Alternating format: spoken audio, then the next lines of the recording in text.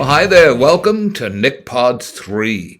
I can't believe it. We're in our third month here, and I know I'm always sitting in front of books like this. I've got several libraries in my place, but I'm in a guest library today, and this one is a spectacular one. Belongs to my friend Mark Holstein, and we're here at Mark and Sue Holstein's home, and I just want to give you just a look at this. You'll see kind of where this goes, how many books there are here, and pretty spectacular. So I'm excited to be here doing these little introductions to the various clips.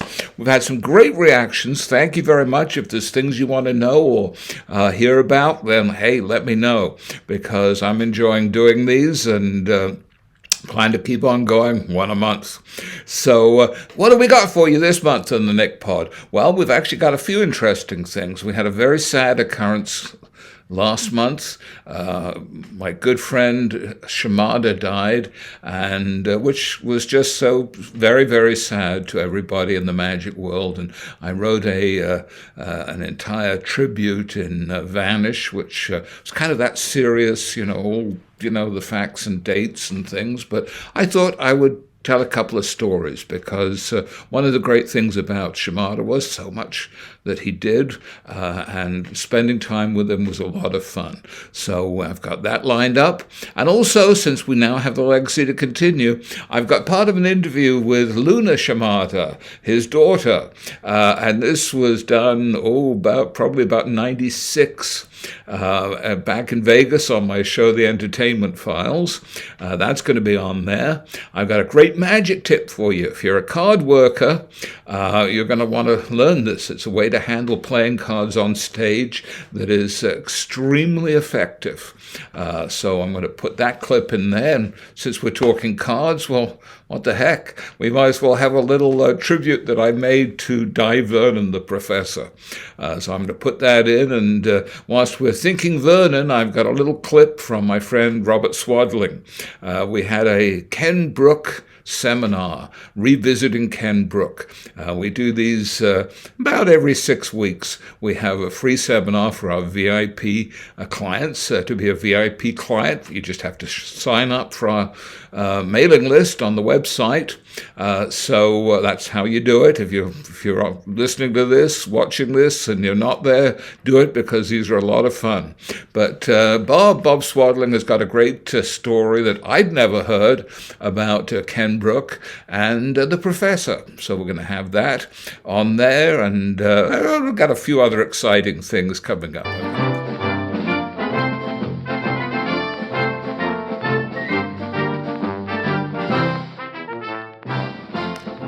Got another of my little tributes for you here about one of the greatest magicians ever to grace the floor of the magic castle, the great Dai Vernon, the professor. And I made this up, and with a very affectionate thought in my mind, I want to share it with you now. David Frederick Wingfield Verner, born July the 11th, 1884. That means if he hadn't have died on August 21st, 1992, he would have turned 136 years old last month. 136 years old. That's about how old he seemed to me when I first met him in 1974. Ricky Jay had this to say about his mentor.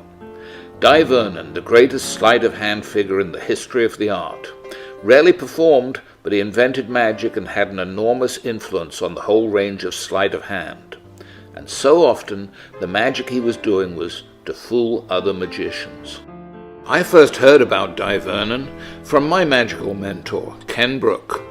Dai had cut Ken's silhouette during a lecture tour of America, and it hung in pride of place in Ken's magic studio in London.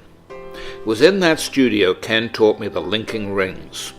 Ken never mentioned that the Ken Brooke routine was 90% Dai Vernon's Symphony of the Rings. That was fairly classic Ken Brooke. I got to know Mr. Vernon pretty well once I arrived at the Magic Castle. Dai was very appreciative of my close-up magic, but couldn't understand why I felt any need to add comedy to my magic. Of course, Vernon never needed to make a living performing magic for a lay audience. My favourite memories of Dai were the occasions I would take him to the 24 Hours Hughes Market on Sunset Boulevard in the early hours of the morning after the castle had closed. Helping him navigate his grocery cart around the store and fill it with items of food was another whole side of the professor. He often gave me strangely random pieces of advice. He had a wealth of knowledge and loved to share it. Here are a few Vernon quotes I really like. Most magicians consider the palm an easy move to make. They are inclined to believe that they are getting away with it, when they are, in fact, just fortunate enough to have a polite audience. And, in magic today, as always, the effect is what counts. The method or methods used are always purely secondary. Another quote is so common nowadays that most magicians don't even know it was originated by Vernon. Don't run when you're not being chased. But my favorite piece of advice is one of his simplest. Be natural. Have a great belated birthday, Mr. Vernon. Magic wouldn't have been the same without you.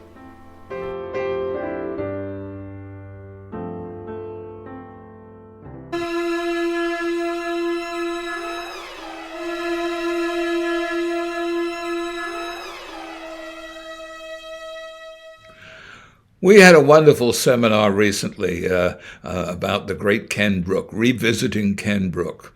And there were some great stories on it. And since we just talked about Dai Vernon, there was one story I had never heard. And it came from Robert Swadling. Robert had known Ken probably longer than any of us. There was some great stories going around. Mike Caveney was there. And we had a great time. Mark D'Souza, Dick Kornvender, Paul Stone, and Trevor Lively. But this was the story I'd never heard, so I thought I'd just share it. If you weren't there, this is the clip. How did Harry Stanley and Ken break up? What was the deal? I'm not sure what I'm going to say is totally true. Dai Vernon came over to this country and he didn't know he was going to do a lecture. And Harry Stanley, with the book and the thing, advertised that Dai Vernon was coming to somewhere, and they organized the lecture. And the problem was Vernon wasn't too sure about the lecture. Anyhow, he sat in the back with Ken, and Dai Vernon always drank whiskey out of a cup. He preferred it out of a mug. And so Ken and him finished off a bottle of whiskey. And now they introduce Dai Vernon. And Dai Vernon come on. I'm a father, magic. And he was totally drunk. So Harry had to give all the money back. And he was really blamed Ken for it. Also, I know because I used to take up my magic tricks to Ken, and you always had to give him 10 extra that Harry knew nothing about. And so Ken would then sell those in the shop for cash and make a little bit of extra money. Now, Harry turned a blind eye, he knew. So things came to a head with all this going on, and Harry fired them. And so he sacked Ken, and in the background there was Frank Farrow, and Ken went along with Frank Farrow.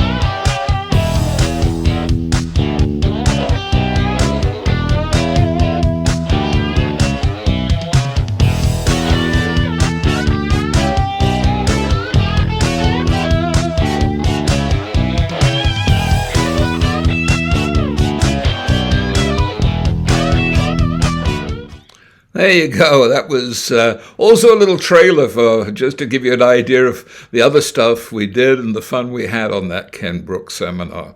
As I say, keep your eyes open. We send out our mailers, and we'd love to have you join us. You have to register. But if you miss it, we do. I edit. It takes forever, but I edit down these seminars, and I'm trying to cover some key figures in magic and various other things about magic of interest. We've had wonderful, wonderful seminars on Fred Capps and Billy McComb, and I sell them for $9.95, which is pretty amazing. That was 2 hours 26 minutes to Ken Brooke, full of great stories. So that's on the website. But if you can't join us live, hey, join in the fun on that video.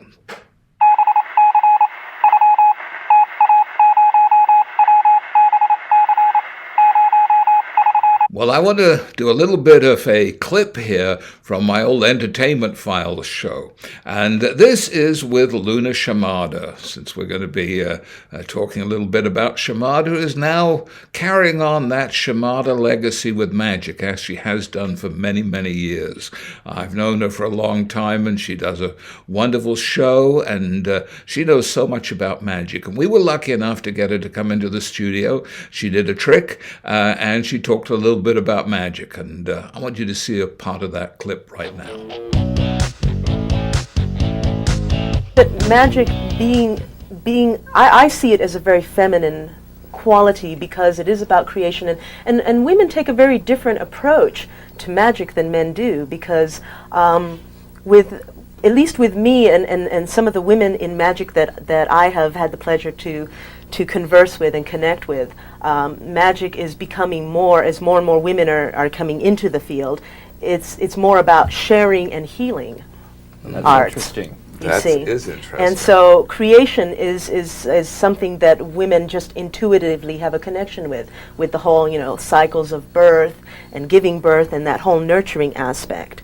And so, the power suddenly is about the creation and then the giving and the transforming and the healing. Healing. Yeah. That's going back to the ancient roots of magic. Yes. Would you do a trick for us? We would love to see something live. I love clips, but there's nothing like watching it live. Yes, I have a piece here. If we can have a little bit of music.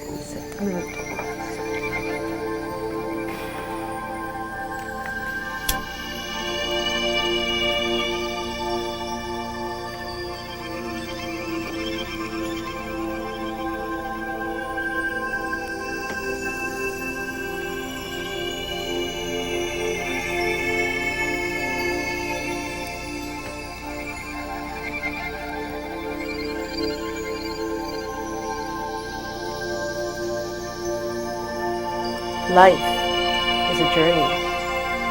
Life is a dream. Life is the water running down the stream. Though the journey may be long, we must look back without regrets. And we must stay on our path, lest something intercepts. But of those moments along the way in which we do encounter, we choose to stray, or perhaps make a slight blunder. Nothing can be taken for granted, and nothing is by chance. We must step aside the road and surrender the past. But along the way we are guided, nothing lost, only gained. For life is a journey of happiness and pain. So live for the moment, because now is all that matters. Time is an illusion, but love makes all happen. Be positive in life and learn from each other. The ego is the deceiver, so be kind to one another. We are all magicians on the road to splendor.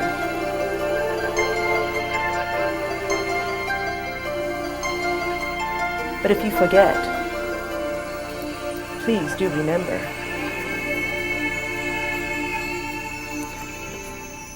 that life is a journey. Life is a rose. Life with its petals unfolding. Look at what miracles it does behold.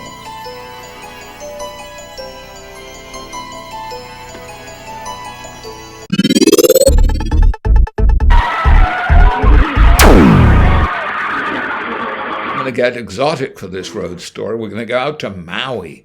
I was producing a corporate event for a client, and it was quite a big deal. They were doing it was when the first time that Equal came out as the new sugar substitute, and this was a company that had introduced it.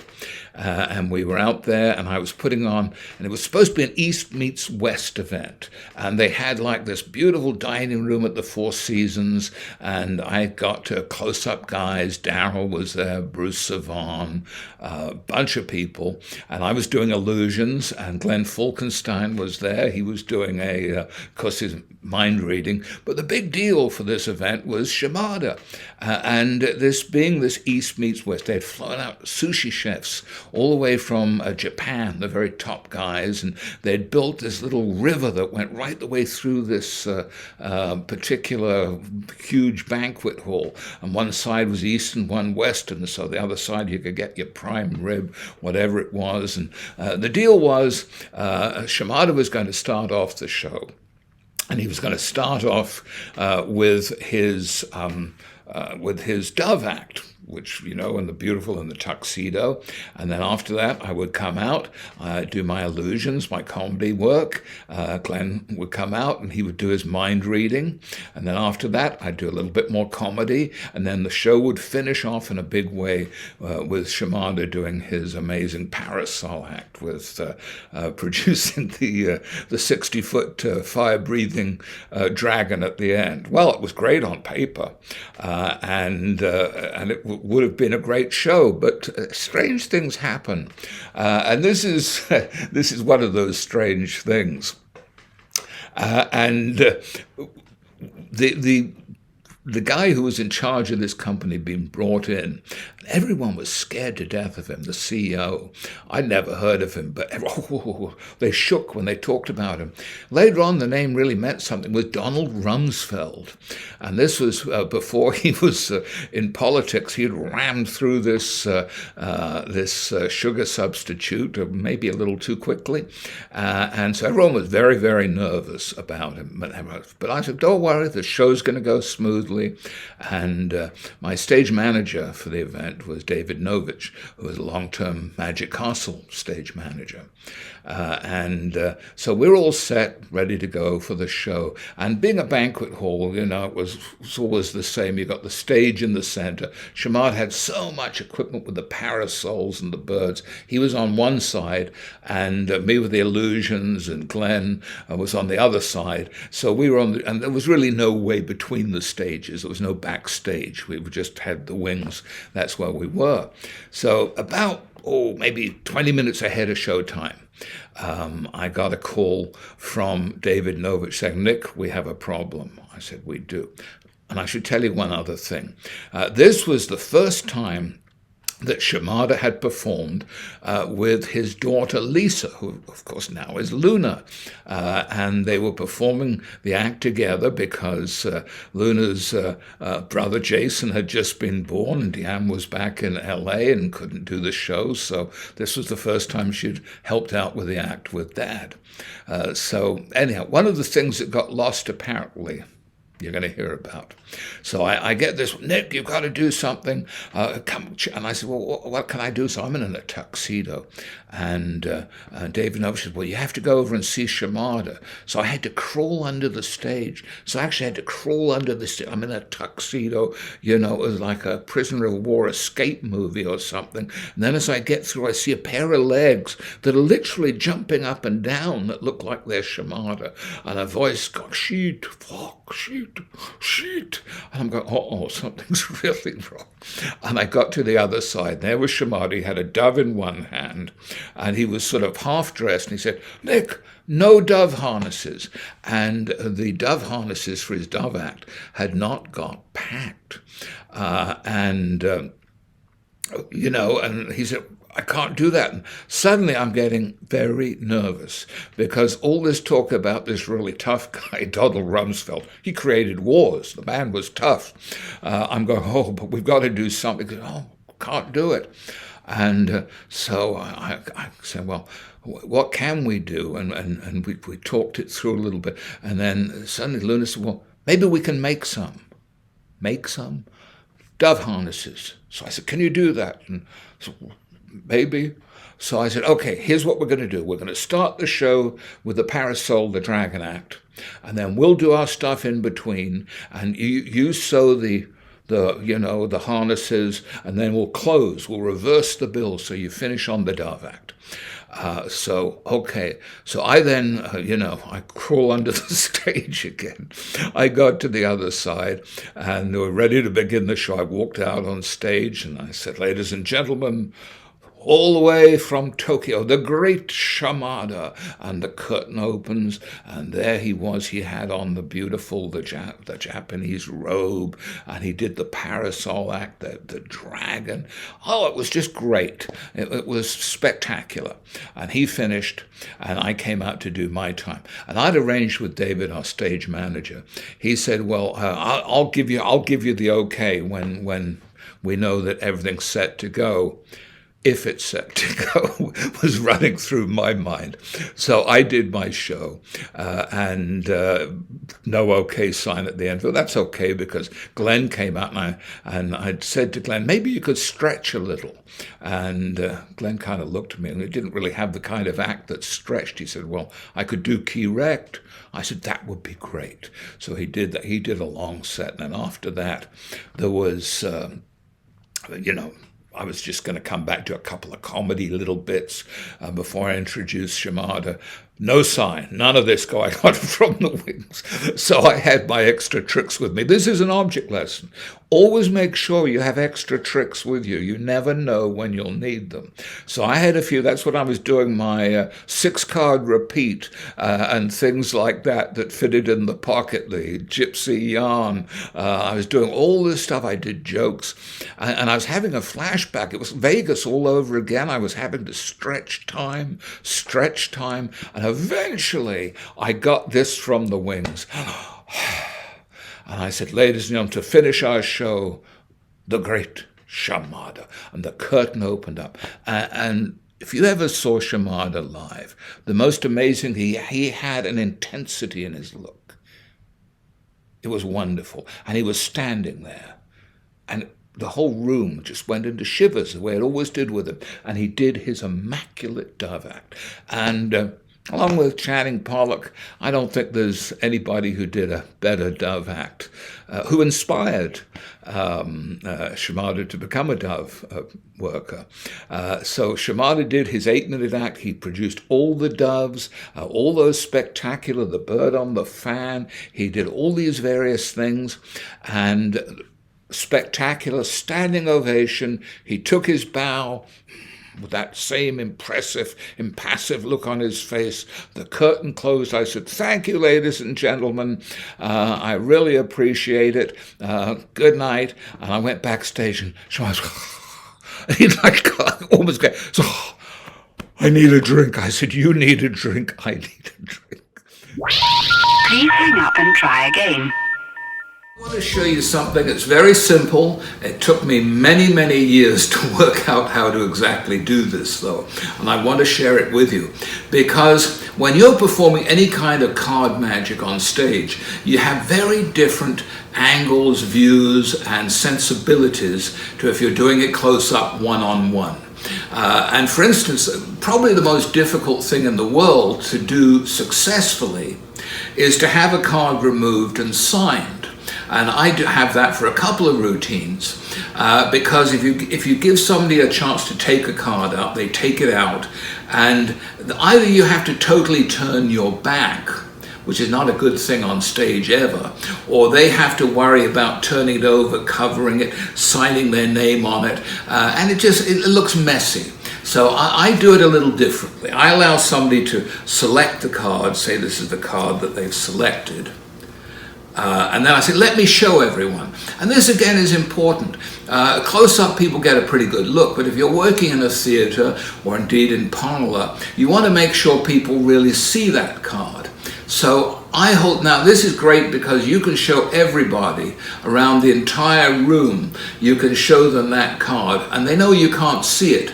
And yet now, if you look at the way my hands are, I'm holding this in the perfect position to do the Kelly bottom replacement or the ultra move, whatever you want to call it. I call it the Kelly bottom replacement. So the card is there and you say, so would you take this pen? You hand them a pen. You say, would you sign your name? And you just put your finger across the back and hold it up. So you've eliminated this entire thing. They sign the name. Everyone sees that they've signed the name. Then you show it again and everybody sees that it has been signed. And then as you come back, you perform the Kelly bottom replacement, which is a move I love. First of all, I'm going to do it for you and just show you exactly how it does look. And oh, I'm sorry, I'm just going to make sure I push your card right the way in. It's sticking out a little bit. Acting, it's on the bottom. So let me, if you're not familiar with this move, it's a beauty. You show the cards here. Dai Vernon notoriously hated this card trick. He hated this move because he said, you have to hold your hand like a claw. Well, you really don't have to hold it like a bear claw. You can open those fingers up like that. And that's really a very, very elegant way of displaying. The deal with the Kelly is the remainder of the pack is held pretty much in a mechanic's grip, but you are keeping all the weight is there between the thumb and the first finger. So you can open up all those fingers totally and you can turn it upside down and the cards aren't going to fall. Because what you do when the card has been signed, it doesn't have to be signed. This is of course just as effective it isn't if you want to just show that 8 of diamonds. As you come down, keep the fingers open and then as you hit the horizontal plane, you start to close them a little bit. And then the move, I'm going to do this exposed, you just jog that card a little bit to the side. And if you look now, you'll see that there is about, there's a 1 inch gap there. But from the top, if I do that, you'll see that nothing shows at all. And then what you do at that point, you show the card, you go down, the fingers close, and you keep that card and you open those fingers up. So as you go underneath, again, I'm going to do this exposed view. You come down to here, and it just goes underneath the remainder of the pack, just like that. And a little touch I added, I just, with my thumb, pull out the next card a little bit, so it's, I'm sorry, let me make sure it's really pushed in, which is a very deceptive little bit of handling when you do this. I use this a lot. So that is the move. You display the card, you put it down to there, you put it back onto here. Oh, let me just even them up. And that's how you get it to the bottom of the pack.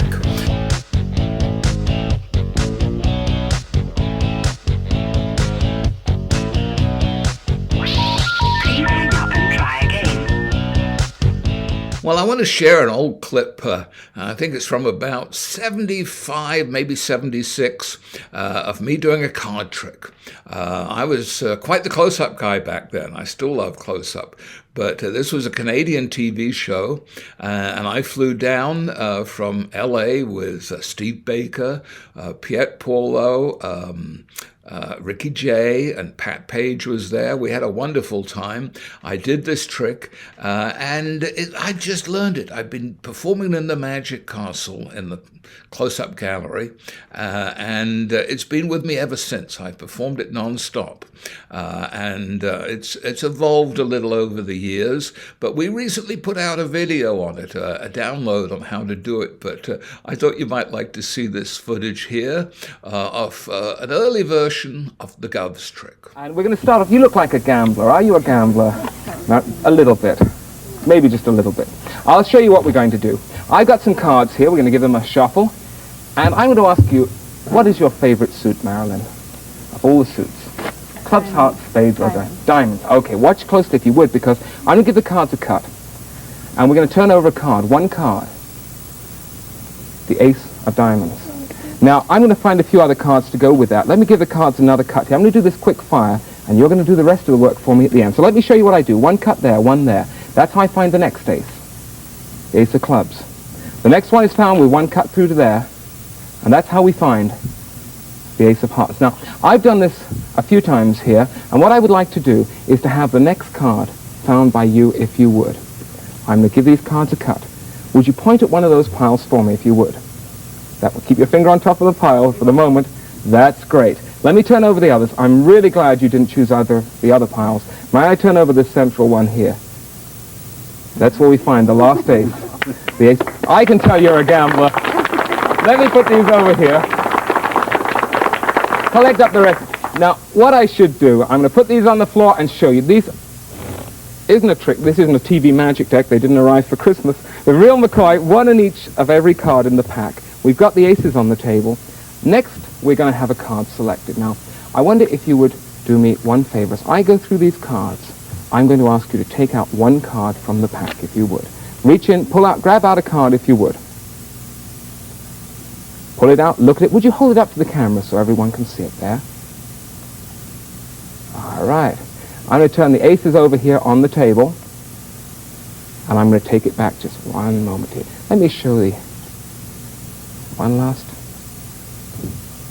Now, if I told you what that card was, it wouldn't be a very good trick because I might have seen it on the monitor, to be quite honest. So what I'm going to do, I'm going to just use these aces, and I'm going to worry about the suits one at a time. Now, your card could have been a club, a diamond, a spade, or a heart. Now, I think your card was a spade. Am I correct?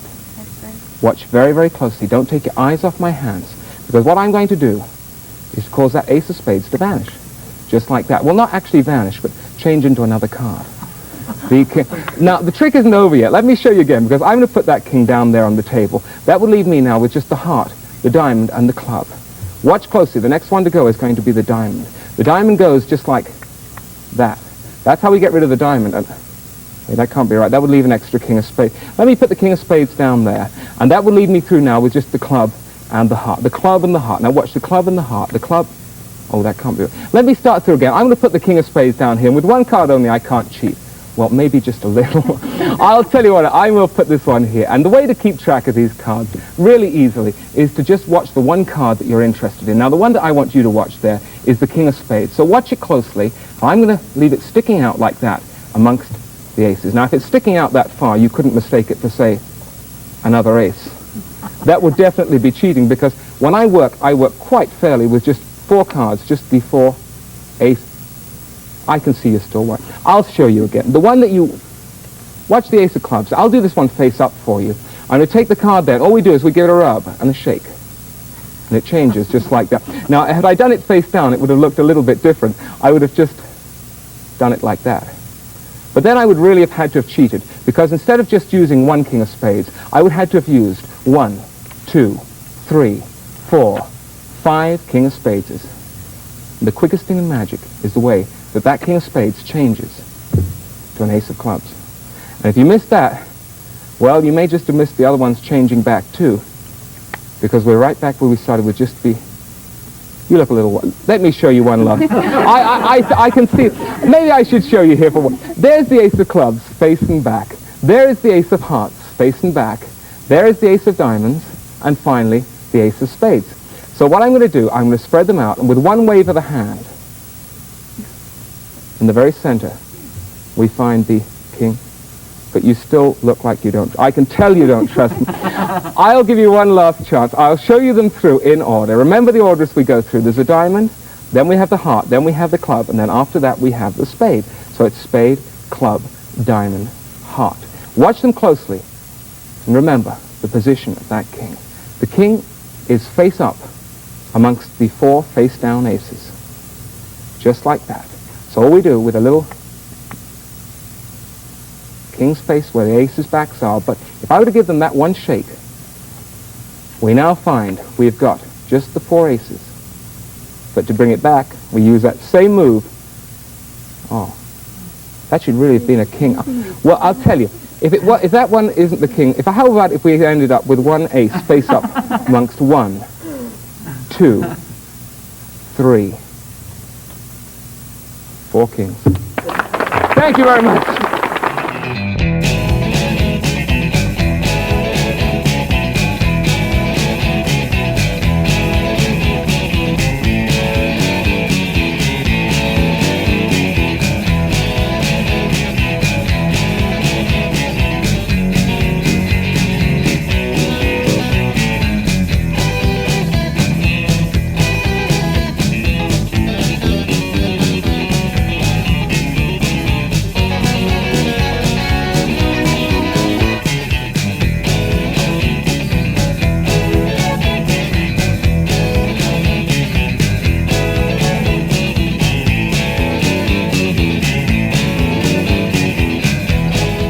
Well, that's all, folks. That is my third NickPod. So I hope you've enjoyed all the content, the stories, the magic, and we will be back, as the saint used to say. I will be back, and the next NickPod will have some other great features in it. Till then, have some great magic, and don't break any threads.